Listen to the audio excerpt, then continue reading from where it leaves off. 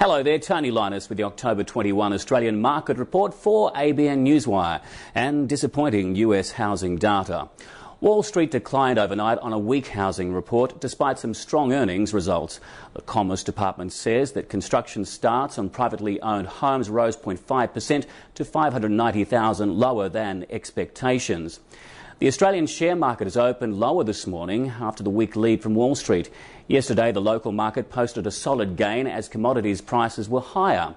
The benchmark S&P ASX 200 index surged 53.4 points, or 1.11% at 4,846.2 points, while the broader All Ordinaries index climbed 51 points, or 1.06% to 4,852.8 points. Moving to the key economic facts and figures. Inflation will be an inevitable public policy challenge once the economy recovers, Australian Finance Minister Lindsay Tanner says. In the minutes of the Reserve Bank's October policy meeting, the RBA said rising concerns about inflation triggered its decision to raise rates by 0.25 percentage points to 3.25% this month. With third quarter inflation data due out next week, some analysts expect elevated inflation fears may warrant a 0.5 percentage point increase at the RBA's November 3 policy meeting. The RBA will issue revised growth and inflation forecasts on November 6. Today, the Australian Bureau of Statistics is to release new motor vehicles sales data for September. The Westpac Melbourne Institute indexes of economic activity for August is also due. In mergers and acquisition news, Metal Storm says it has reached agreement with an overseas investor regarding the terms of an equity investment in the company. It asked for the trading halt to allow time for the payment to be received because of the differing time zones between Australia and the investor's country of origin.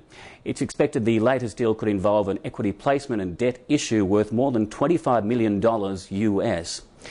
Indophil Resources says it's in advanced talks with the possible sale of its 34.2% stake in the Tampakan copper-gold project in the Philippines. Indophil says a range of parties had recently visited the site and discussions on a potential sale were at an advanced stage. Tampakan's majority owner Xstrata plc has announced a new measured, indicated and inferred resource of 2.4 billion metric tonnes at the project and expects the first stage capital expenditure for its development to be $5.2 billion US. Spotless Group Limited says it's extending the closing date of its takeover offer for New Zealand dry cleaning concern Taylors Group Limited by 1 week. Spotless, which currently owns 66% of Taylors, is offering $2.25 New Zealand a share for all of the shares in Taylors it doesn't already own. It says the offer won't be extended beyond this date and the offer period is final. The independent directors of Taylors have unanimously recommended that shareholders accept the offer. And finally, today's important corporate news. And BHP Billiton says its first quarter iron ore production rose 1% on year to a record 30.1 million tonnes. Iron ore output rose 11% on the fourth quarter of fiscal 2009. The miner says it has forced it to declare force majeure on copper and uranium sales from its Olympic Dam operation in South Australia due to an October 6 accident.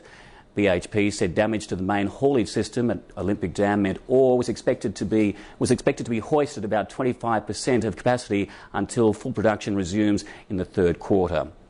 Australian pharmaceutical industries today reported stronger than expected results for the year ended 31st of August 2009. Its net profit after tax rose 22.3% to $18.6 million Australian compared to $15.2 million the corresponding period a year ago. API also says it will raise approximately $150 million Australian in new equity, including $112 million via a 2-for-3 accelerated pro-rata non-renounceable entitlement offer and $38 million via placement to institutional investors. Washington H. Soul Patterson & Co., API's largest shareholder with around 25%, has committed to take up its pro-rata share of the entitlement offer and the placement. Macquarie Airports reported a 4.9% rise in traffic at Sydney to 2.79 million, up from 2.65 million a year earlier. International traffic was up 7.3%, while domestic and regional traffic rose 4.2%.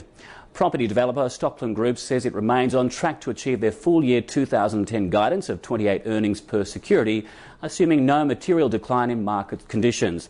Stockland's 2009 earnings were 38.8 per security. There were significant downward revelations in its commercial property portfolio, but the company said there are growing signs that it's near the end of this cycle. Well, I'm Tony Linus, and this has been the Australian Market Report for ABN Newswire.